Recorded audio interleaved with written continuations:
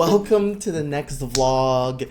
I'm so excited to show these hands with you guys. Truly, we don't play very great in this session, but it's all the same to me. I want to share all of it with you guys. The good, the bad, the ugly, to show you the journey of an aspiring poker player.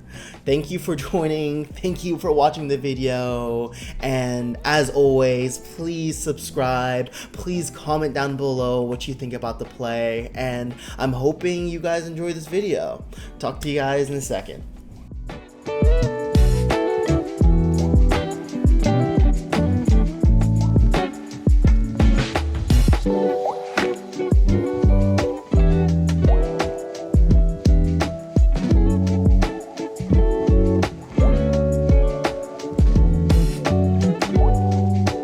In the first hand of the vlog, we're in the under the gun 1 position with pocket 9. We raise for $10 and the hijack decides to re-raise us for $40. Now, I think in general, villains are going to under 3-bet a lot of these positions, but regardless, our hand is actually really strong, but not strong enough to 4-bet. So we choose to just call. The flop comes ace 2 7 two-toned.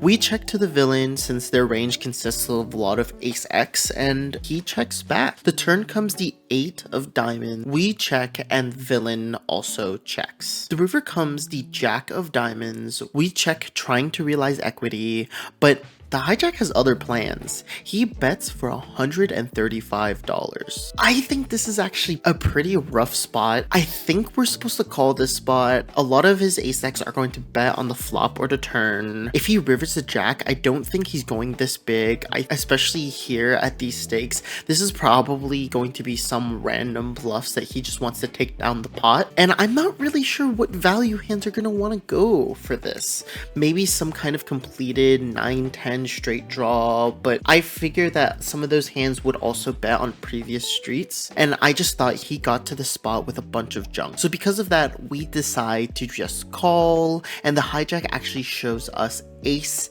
10. We just get completely outplayed. It's seeming like this is going to be the theme with today, but in this next hand, we get absolutely crushed. We're in the cutoff with ace queen of hearts. Under the gun 1 and hijack both limp. We raise to $16 and only the hijack calls. The flop comes king 6-6 rainbow. We get checked to and we bet for $16. This board is going to be pretty much an advantage of us. In a raised pot, I don't believe he has a ton of 6x and he's going to be shedding a lot of his range here. Villain ends up calling. The turn comes the 9 of hearts. We get checked to and we now have a flush draw. Usually how I play a lot of these turns where I have some backdoor equities is if I improve my hand, I turn my hand into a bluff at a high frequency. This is actually one of those instances where, hey, we have 1 over to the board and we have our flush draw. So I think we can try to get him off a lot of these pocket pairs that he might have in this situation, a lot of these weak king X potentially. And because of that, we decide to bet out for $50, a little over half pot. The hijack calls. The river comes the 5 of spades, which is pretty much a brick, and the hijack leads out for $110. Unfortunately, we don't have a ton of equity here. I don't really know what we're bluff catching. It seems like he has some kind of stubborn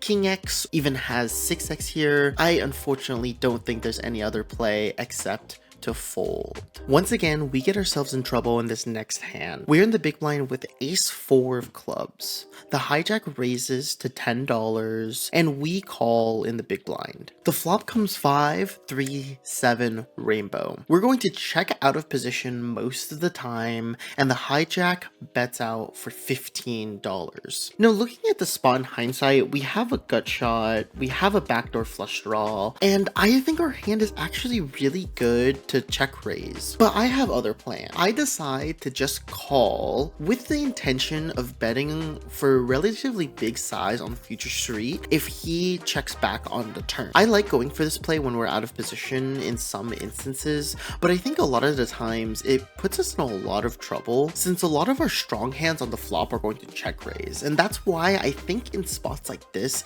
check raising is probably going to be the most accurate play. The turn comes the 8 of hearts. We check and the hijack checks back. Onto the river comes the 5 of spades, which is a great card for us since a lot of our 5x are actually going to take this line where we call the flop, check the turn, and bet the river with our trips. So because of that, we go for a relatively chunky bet of $50. The hijack actually calls, and we're left with ace high. And the villain actually has 7-6 offsuit. In this instance, I was actually kind of thinking about my sizing because I felt like I didn't need to go that big. Obviously, I'm wrong here, and maybe I should have gone for an overpot, or maybe I should have check raised the flop, and it would have been a little bit more of a credible line. But we make a mistake and probably lose a decent amount of money because of it. Like clockwork, we keep getting out of hand. Write down in the comments if you think I'm a little bit too aggressive. I really enjoy feedback and really want to improve at poker. So if you have any comments on my play, please write them down in the comments. I read every single comment and try to reply every chance I get. Anyways, let's get right into the hand with ace jack offsuit in the under the gun 1 position. In this hand, there's an under the gun straddle for $6. Because of that, we are going to raise it up for $18, which is 3 times the straddle. Everyone folds except for the big blind player. The flop comes king 10-6 rainbow. The big blind checks and we bet for $20. A lot of the times our villains are going to overfold on these king and ace high boards, and because of that we go for a range bet strategy. The big blind ends up calling. The turn comes the 8 of spades. We get checked to again and we continue our aggression because we have a gut shot and we are really trying to get him to shed some of those hands like 10x and weaker pocket pairs. The big blind ends up calling. The river comes the 5 of diamonds. We get checked to one last time and we have a decision point. My question in this spot is, does he have any hands that are going to fold? A lot of his range is potentially going to be some medium pocket pairs, 10x, and some of these weaker king x. I think a lot of sets are going to be raising us on these prior streets, and I'm really wondering if we should unload the clip here. We end up going all in for $240, and the villain ends up folding. I think we're a little bit too aggressive this hand. While I was recording this, I was thinking to myself, what am I doing? I feel like such like an aggro fish in some of these hands, and this triple barrel I think definitely showcases it. We have some blockers, I don't think the blockers are super relevant. I think our hand is probably better as a give up, but a lot of the time because most of his range is just going to be calling us here. But regardless, that's just the play we make. It works out in our favor this time. Please write in the comments what you think. I wanted to show this hand on the vlog because I have a question for everybody out there watching this video. What would you do in this situation? We're under the gun 1 with pocket aces. We raise for $12, the hijack calls, and the big blind ends up 3-betting us for $45. Our hand is a premium. We know we're gonna get called by a lot, so we 4-bet for $130.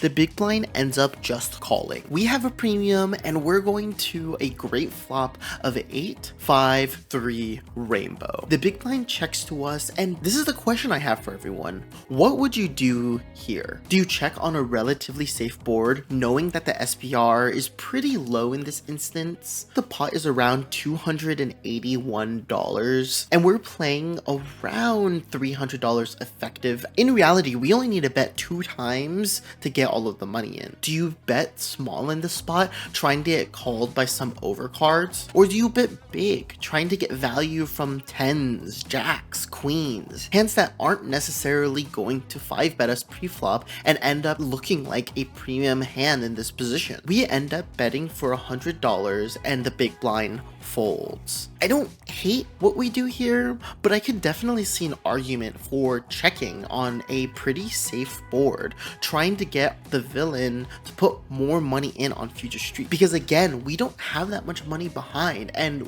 in reality, we could probably get all of the money in on the turn and the river. Let me know what you think about this hand in the comments below. Now, in this hand, I actually am recording it right now, and my note is Sean a calling station? I'm kind of scared to see what I do here, but let's go through the hand together. We're in the big blind with ace 7 offsuit. The cutoff raises to $15 and we call. The flop comes 7-5-2 rainbow. We end up checking and the cutoff bets for $15. I actually think we should probably be raising. I think he's going to be betting a lot of the times with just random junk. Being the pre-flop caller in the big blind, we're going to nail this range. We're going to have a lot of straight draws, we're going to have a lot of value hands like 7-5, and top like we have here. Is ace 7 a good check raise hand? Probably not, but also is the villain going to call our check raise a little bit too wide in this spot? Probably. We end up just calling, but I think this is the first potential error. The turn comes the 9 of spades,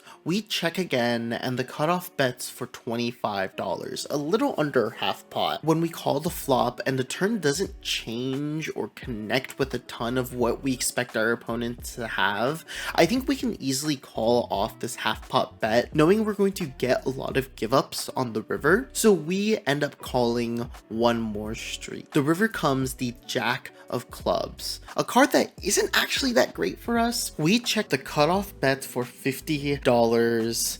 I don't know what we're thinking. I know that the triple barrel line is going to be under bluffed. I know he's going to connect with the jack a decent amount of the time, and he still has some over pairs that we're getting crushed by. I don't know what overcame me, but we decide to just call, and I could probably give you 5 guesses and you wouldn't be able to guess what he has. He has 9-2 offsuit. Just another spot where I think we're just getting absolutely crushed and playing not so great. This hand is another spot where I look like an absolute fish. We raise for $12 into under the gun position with jack 10 suited. The cutoff raises to $40 and we call. The flop comes 10-4-4 two-tone. We check and the cutoff bets for $25. Now, I think a little bit of tilt comes into play here, where we're thinking about some of the previous hands that we think we missed a check raise in. So we end up check raising for $75.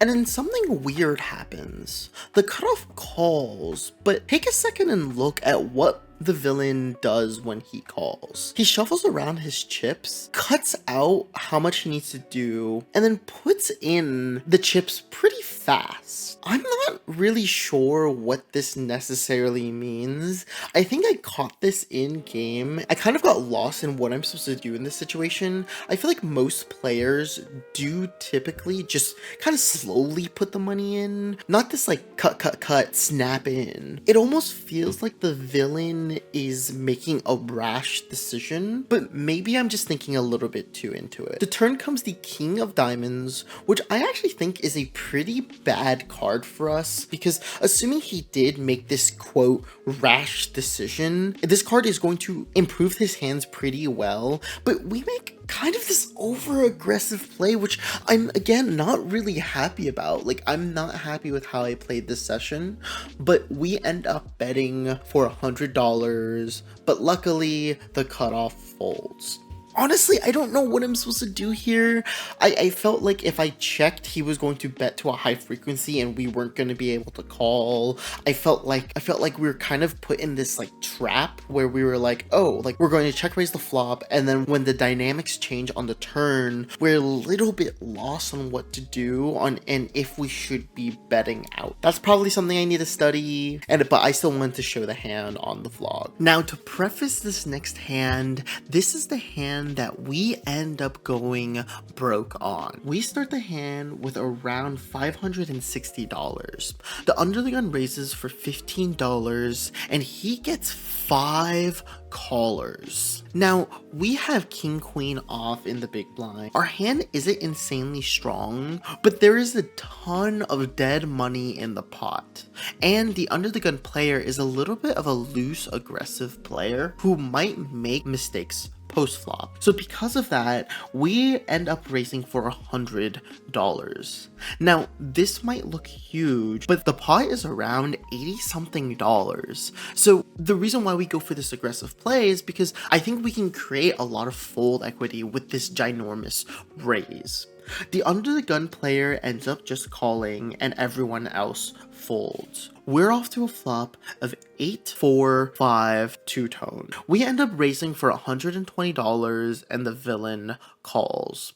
We go for this raise primarily because I think he's going to end up folding a lot of the times with his overcards. And we're repping such a strong hand. And on top of that, I think we have some decent blockers, but I don't usually take blockers into account too much. The turn comes the 10, not bringing in any flush draws or backdoor flush draws. We end up going all in for $340.